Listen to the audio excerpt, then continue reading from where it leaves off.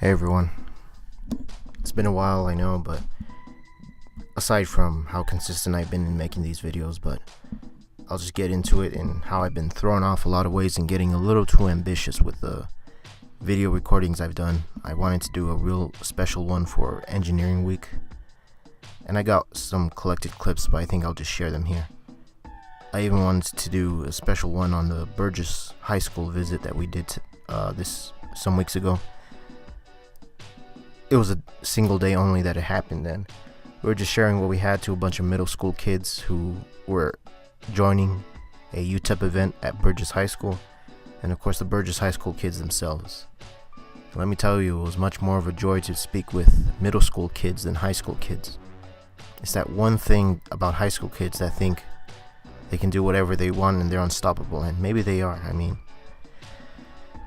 when you're at a point where you know what you want in life, you think nothing can stop you. It's only natural. Then again, reality hits and you're aware of your limits, and you should be aware of that beforehand, as far as I know. At least that's how I conducted myself. I didn't understand my potential unless I understood my limits. That's how I ran things personally, and I'm at a good age where I know where I want to be. But anyway, there's also a share of people who think they can't be told what to do or just have simply no interest in hands-on work. It's not solely made up of that, because still we do lack an understanding of how to express what we do. But there was one occasion where Brandon, the president, he was able to display our frame for Shell Eco Marathon and perform a stress analysis on it. That stress analysis, created a bunch of colors and a good portrait of the research that we do, and that helped a lot in drawing attention, among other things as well. But about the middle school kids, in contrast to the high school kids, there were a select few who really took an interest in how we did things. I won't forget the expression on the girl when I said, "We go from here," pointing at the frame, to here, pointing at the Baja car, just as a general example. And she had a very astonished look on her face. It's things like that, it's moments like that that fill me with joy. And there were only like a handful of moments like that, but that was enough for me to be satisfied for the day. And of course, the two head guys, Brandon and Raul, they were finally able to reveal how we're going to work with the fairing to Dr. Chesa, who's the advisor of the entire SAE. And he was supportive of it. He said just to make sure we know what we're doing and everything like that. I knew what I was doing and I explained it well, and he was supportive of it. But it's this fear, this unnecessary fear. I mean, no fear has reason with it, and yet, given the experience of Brandon and Raul, I would understand, at the very least, why they would be afraid to request anything or introduce an idea of, instead of using polycarbonate like what was done in the past for many years for the car, that we would instead use fiberglass layup. And yeah, they can imagine a whole bunch of things, given the anxiousness and the narrow view of Dr. Chesa. But of course, it all laid out pretty well, and we're still a go. Ever since that occurred, I was able to find good blocks of foam that I can make the fiberglass layup out of for the car. And I'm still refining it, working on it. I'm doing my best to measure 10 times and cut once, if you know what I mean. So there's that.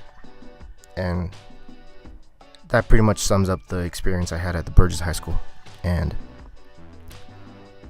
some other things that have developed during the week which is most important, given the time that we have to manufacture what we need to, we don't have an assembled car yet. And since we started from scratch at the very beginning of the year, we've went ahead and made a decision on not attending the competition for Shell Eco Marathon in Sonoma, California. And I'm very much for this. Not only because it puts ease on all of us, at the pace we're going, because we're so occupied with school and a lot of people work. They even have family lives. But, I mean, yeah, we were given a necessary layoff from this. SAE will go on. It doesn't matter what the threats that the advisor, Dr. Chessa, makes. It's a necessity for a lot of students, because there's a real sense of working class mentality, which is needed at first when engaging in the world of engineering.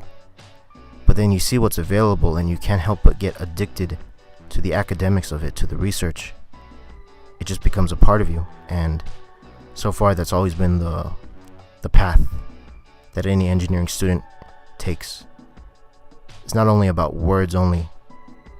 There's always going to be hands-on work, grit, elbow grease, all that sort of stuff. And when embracing it on both sides, you feel like you can do anything.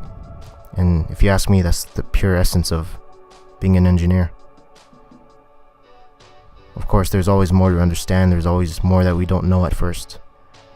But we're always having room to learn, adapt, survive in the sense of being mentally stable. That's what engineering brought me, at the very least. And anybody has their own reasons for sticking with what they do. But for me, that's how I feel. So yeah, that's the big deal that's been happening recently. The fact that we're not going to competition, and it's not a shame. I mean, I'm graduating, and I'm really wanting to dedicate myself to the small projects that I'm doing, looking for work as well, and being consistent as I can with YouTube.